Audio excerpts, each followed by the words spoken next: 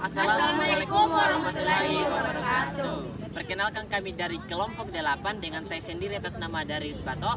Saya bisa Agus Tandi. Saya Surya Lestari Putri. Saya Rizky Regita Cahya. Saya Rahmayanti.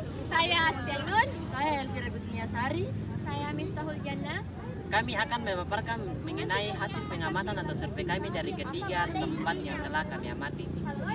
Assalamualaikum warahmatullahi wabarakatuh. Perkenalkan, nama saya Astia Ainun. Dan saya Darius Bato. Nah, pada saat ini kami akan membahas mengenai Bendungan Bili-Bili. Nah, Bendungan Bili-Bili adalah bendungan terbesar di Sulawesi Selatan yang terletak di Kabupaten Goa sekitar 30 km dari arah timur kota Makassar. Nah, bendungan dengan wuduk 40.428 hektar ini digabung dengan dana pinjaman luar negeri sebesar 780 miliar kerjasama dengan Japan International Cooperation Agency. Bendungan Bili-Bili ini dibangun untuk mencegah terjadinya banjir di kota Makassar akibat luapan sungai Jeneberan yang di bagian aliran serta mengatur suplai air di Kabupaten Goa dan Takalar serta Makassar. Wuduk Bili-Bili merupakan wuduk serbaguna yang dibangun dengan tujuan untuk pengendalian banjir. Nah, pengendalian banjir, selain pengendalian banjir, wuduk Bili-Bili juga digunakan sebagai pemenuhan kebutuhan air irigasi, suplai air baku, dan pembangkit listrik. Dapat dilihat kondisi di sekitar bendungan Bili-Bili ini banyak sekali sampah plastik. Nah, sampah-sampah ini akan berpengaruh pada kualitas air di bendungan Bili-Bili. Oleh karena itu, sebaiknya petugas atau penjaga bendungan Bili-Bili memberi peraturan yang ketat agar pihak pengunjung membuang sampah pada tempatnya. Nah, dan kita juga sebagai pengunjung harusnya kita sadar diri bahwa bendungan Bili-Bili ini sangat penting untuk kita semua ya. Jadi penting untuk kita semua jika kita berkunjung harus menaati peraturan bahwa kita harus membuang sampah pada tempatnya.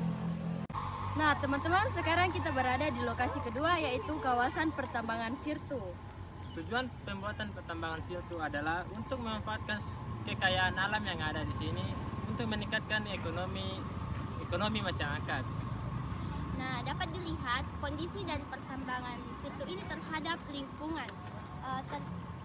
Dapat dilihat bahwa terjadi pengurangan pepohonan akibat pertambangan Sirtu ini.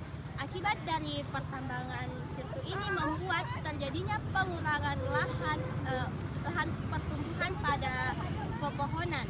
Nah, seperti yang dilihat sini.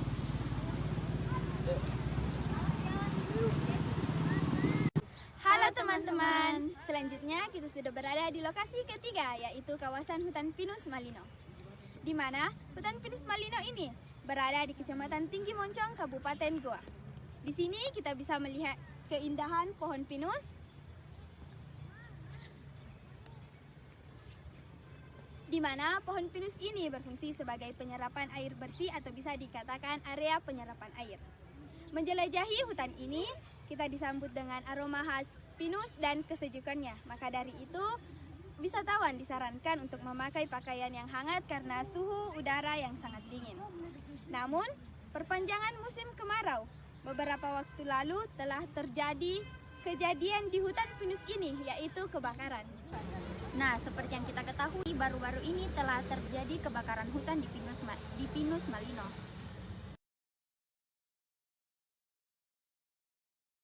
Untuk penyebab kebakaran belum diketahui. Kini masih menyelidiki itu, personel gabungan juga masih berjaga di lahan hutan yang telah terbakar. Diberitakan sebelumnya, kebakaran lahan terjadi di kawasan hutan Pinus Malino, Kabupaten Goa. Petugas damkar dan warga setempat langsung berjibaku memadamkan api.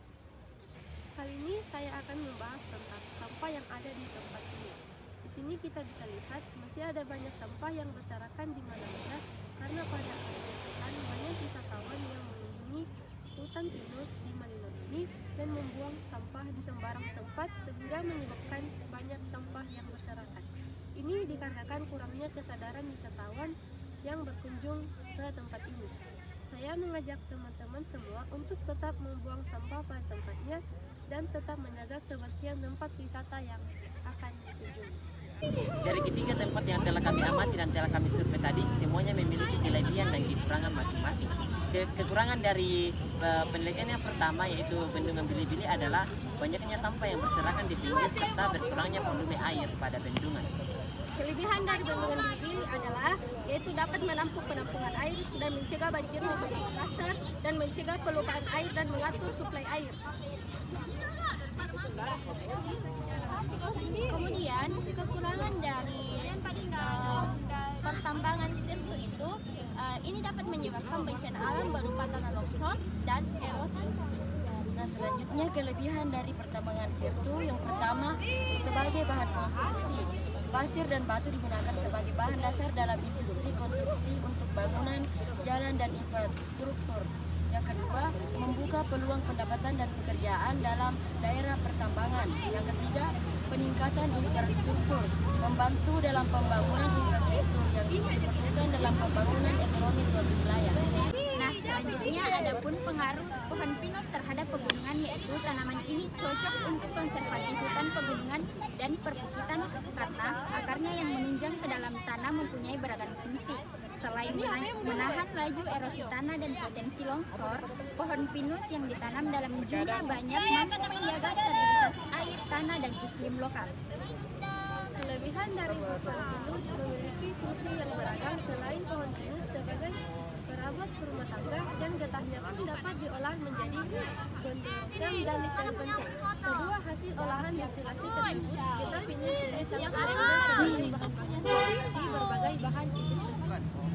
Selain dari kelebihan tadi, hutan pinus ini juga memiliki kekurangan, di mana sistem akar yang dangkal dari hutan pinus ini menyebabkan penurunan kualitas tanah dan erosi tanah yang lebih tinggi.